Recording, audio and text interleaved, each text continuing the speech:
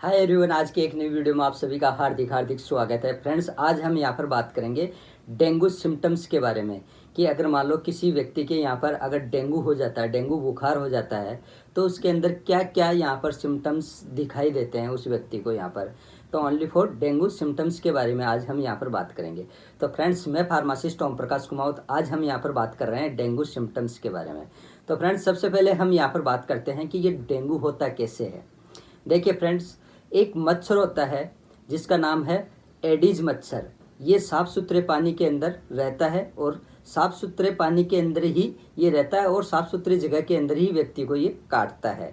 इस बात का आप ध्यान रखें कि साफ़ सुथरी वाली जगह पे ये पनपता है, साफ़ पानी के अंदर ये मच्छर पनपता है और ये कभी भी काट सकता है आपको, दिन में भी काट सकता है और रात को भी ये मच्छर काट सकता है। और डेंगू का इस समय जैसे सितंबर अक्टूबर महीने का जो सीज़न होता है वो डेंगू मलेरिया चिकनगुनिया का बहुत ही ज़्यादा प्रकोप होता है। और जहाँ पर पानी के इलाके होते हैं वहाँ पर तो डेंगू के पेशेंट बहुत ही ज़्यादा पाए जाते हैं। वहाँ पर पानी यानी कि जहाँ पर अगर पानी ज़्यादा है तो वहाँ पर डेंगू की शिकायत होती ही होती है। तो इस यहाँ पर ध्यान रखिए कि डेंगू ओनली फॉर साफ पानी के अंदर पाया जाता है और सुबह या रात को या दिन में कभी भी ये काट सकता है, यानी कि कभी इसका कोई टाइम फिक्स नहीं होता है। अब हम बात करते हैं कि डेंगू अगर मान लो किसी ने यहाँ पर मच्छर काट लेता है, एडिज मच्छर होता है वो अगर काट लेता है, तो उसके बाद में क्या क्या यहाँ पर उसकी बॉडी में, व्यक्ति की बॉडी में क्या क्या सिम्टम्स दिखाई दे सकते हैं। काटने के बाद अगर डेंगू बुखार हो जाता है व्यक्ति के तो क्या क्या सिम्टम्स दिखाई देते हैं। तो सबसे पहले सिम्टम्स होता है कि तेज़ बुखार आना, जो कि 104 डिग्री तक यहाँ पर फ़ारेनहाइट तक यहाँ पर बुखार आ सकता है व्यक्ति को, पेशेंट को यहाँ पर। इसके अलावा तेज़ सिर दर्द होना, बहुत ही ज़्यादा सिर दर्द होना, हाथ पैरों में पेन होना, बॉडी के अंदर पेन होना, उल्टी का मन होना, बॉडी के अंदर रैश हो जाना, दाने दाने हो जाना। और इनके अलावा अगर बहुत ही ज़्यादा क्रिटिकल केयर हो जाता है पेशेंट, बहुत ही ज़्यादा उसकी प्लेटें टूट जाती है, अगर आप सीबीसी जांच करवाते हैं, किसी डॉक्टर के पास जाते हैं और वो आपको इन्वेस्टिगेशन करवाते हैं, सीबीसी कराने के बाद जैसे कि उसकी जो प्लेटलेट्स जो काउंट होते हैं डेंगू बुखार के, वो 1.5 लाख से 5 लाख के बीच में होना चाहिए। अगर मान लो कि आपके यहाँ पर 50,000 60,000 हो रहे हैं तो उस कंडीशन के अंदर डेंगू बुखार बहुत ज़्यादा होता है और क्रिटिकल समस्या होती है, यानी कि बहुत डेंजरस मामला होता है। तो उस कंडीशन के दौरान वहाँ पर पेशेंट या व्यक्ति की और क्या सिम्टम्स हो सकते हैं, तो उसके साथ साथ ही उल्टी के साथ साथ उस व्यक्ति के यहाँ पर ब्लीडिंग हो सकती है। और जहाँ पर अगर वहाँ पर जो व्यक्ति यहाँ पर प्रेस हो रहा है तो प्रेस होने के मल के साथ साथ भी वहाँ पर ब्लीडिंग की शिकायत मिल सकती है उस व्यक्ति को। नाक से खून आ सकता है उस व्यक्ति के, मसूड़ों के अंदर खून आ सकता है। ये डेंगू के सिम्टम्स होते हैं जो एक तरीके से नॉर्मली होते हैं, ज़्यादा रेयर केस के अंदर नहीं होते हैं, यानी कि कोई घबराने वाली बात नहीं है। अगर ऐसी कंडीशन किसी भी व्यक्ति की होती है तो तुरंत ही आप अपने नज़दीकी डॉक्टर से सलाह मशवरा ज़रूर करें। इसके अंदर बिल्कुल भी आप लापरवाही ना बरतें, इस बात का ध्यान रखें। आप कहीं आपको तेज़ बुखार हो रहा है, तेज़ हेडेक हो रहा है और आप बिल्कुल लापरवाही कर बैठे हैं कि एक गोली लाके आप खा रहे हो और टाइम पास कर रहे हो, तो वो एक गलत है। आप तुरंत अपने नज़दीकी फिजिशियन डॉक्टर से सलाह मशवरा करें और ट्रीटमेंट करवाएं। इसमें लापरवाही ना बरतें, वरना आपकी जान को हानि हो सकती है। तो डेंगू से रिलेटेड ये सिम्टम्स थे। अब हम यहाँ पर बात करते हैं कि क्या डेंगू कब तक रहता है। कई बार क्वेश्चन आता है ना, कई लोग क्वेश्चन करते हैं कि ये बुखार कब तक रहता है। देखिए फ्रेंड्स, डेंगू का जो बुखार होता है 1-2 दिन के अंदर तो नॉर्मल होता है, 1-2-3 दिन तक, लेकिन आपको यहाँ पर 6 दिन तक यहाँ पर बुखार रह सकता है और 3 से लेके 14 दिन तक डेंगू का आपके बॉडी के अंदर असर रह सकता है। कुछ भी हो सकता है उसके अंदर, आपके सिर दर्द होना, कमज़ोरी महसूस होना। कमज़ोरी तो 100% है, 101% है कि जिस किसी व्यक्ति को यहाँ पर डेंगू हो जाता है, डेंगू बुखार हो जाता है, तो उसको यहाँ पर कमज़ोरी आएगी ही आएगी, श्योर है।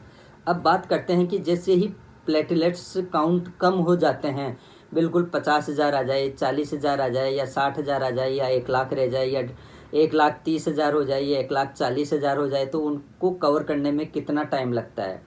तो उनको कवर करने में बॉडी ऑटोमेटिक कवर करती है, जिनमें डॉक्टरों की काफ़ी अहम भूमिका होती है इसके अंदर। तो बॉडी रिकवर करने लग जाती है चौथे दिन से लेके 14वें दिन तक रिकवर कर देती है, बिल्कुल वापस वही लेवल आ जाता है।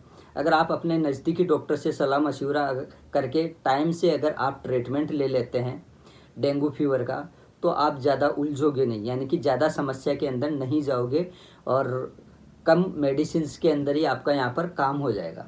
अगर आप ऐसा एक एक दो दो गोली खा के और ऐसे दिन निकालते जाओगे तो हो सकता है कि इस समस्या के अंदर आप ज़्यादा घिर सकते हैं। हो सकता है कि आपको डॉक्टर आप अपने हॉस्पिटल के अंदर एडमिट करने की सलाह दें।